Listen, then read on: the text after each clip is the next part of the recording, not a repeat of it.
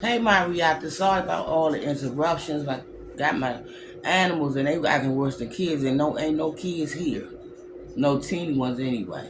So we back with chapter 14. Orphan is continuing with Bernice. My husband has a job, but it pays very little. I understand, Bernice said, and I know that can make things challenging. What it will make a difference is, what will it make a difference if I could get you some extra food? Yasmin gave her an embarrassment nod, her eyes glassy. All right, I'm happy to help. Let me take your boys back to our Red Cross Center, and I can get them a hot meal and some new clothes. After that, I'll send them home with additional food, which has been donated by the city. Yasmin chewed on her thumbnail and glanced over her shoulders. Sensing her hesitation, Bernice gave her a reassuring smile. If you rather not, she said, I understand. You don't know me, and I'm asking to take your children. But just so you know, I'm not sure how much longer the city will be helping in response to the aftermath of the epidemic. I bring some food back to you myself, but I had too many other families to visit before the day is over. Yasmin stopped chewing her thumbnail and sighed, her shoulders dropping in submission. I sent my oldest with you, she said. His name is Hassan.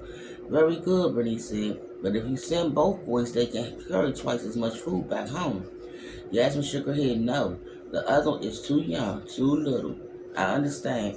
Yasmin called over her shoulder for Hassan, then looked back at Bernice. How long will he be gone? He'll be home by supper time, Bernice said. You had my word. Let me see, because I want to finish this chapter. Okay. Standing in the standing in the well-appointed foyer of the Orphan Society of Philadelphia on Market Street, Bernice grew impatient, waiting for someone in charge to take the Uranian boy off her hands. She had never waited this long at any of the other orphanages, and she began to worry there was some kind of problem.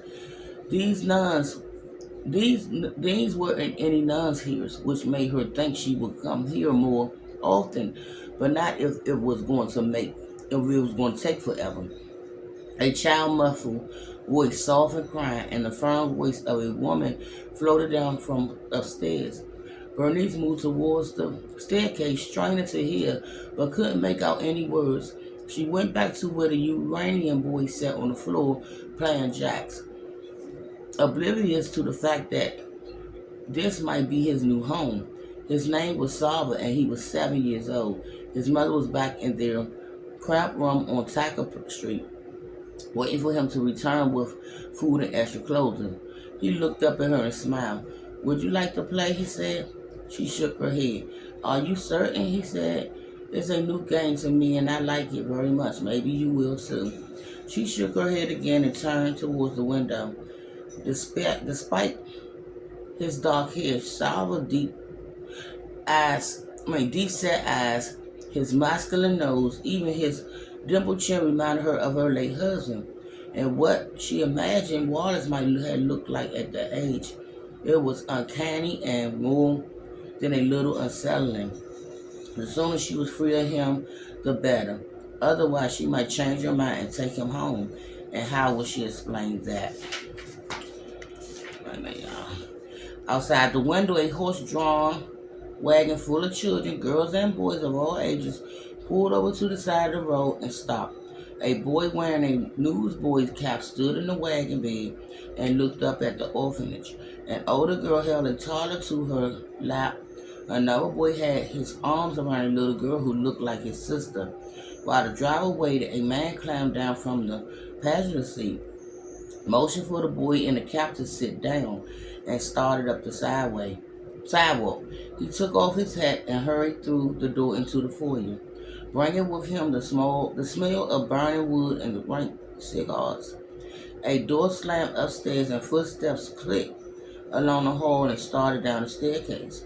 Bernice, Saba, and the man looked up at the steps at the same time, waiting. A thin woman in a gray dress came down the steps with a boy of about 10 wearing a starched white shirt, brown jacket, and pressed trousers. He gripped a small, tattered suitcase with both hands, holding it in front of him like a shield. Tears glazed his red eyes and dampened his freshly scrubbed face. When they reached the bottom, the woman rested her hand on his trembling shoulders. "Good morning, Mr. Kent," she said to the man. "Good morning, Miss Cornmeal." Mr. Kent said, "Are we ready?" "Yes," Miss Cornmeal said. "I've explained to Bird that a new family is waiting for him and he needs to be on his best behavior. Isn't this right, Bird?" Bird hit his lip. He bit his lip, nodded. Good, Mr. Kent. Let's be off then, shall we? The train leaves in 30 minutes. He put his hat back on and headed towards the door. Mrs. Cromwell gave Bird a gentle shove and he followed Mr. Kent across the foyer. "Don't forget to mind your manners," Miss Cornwell called after him. After they was gone, Miss Cornwell approached Bernice with a warm smile.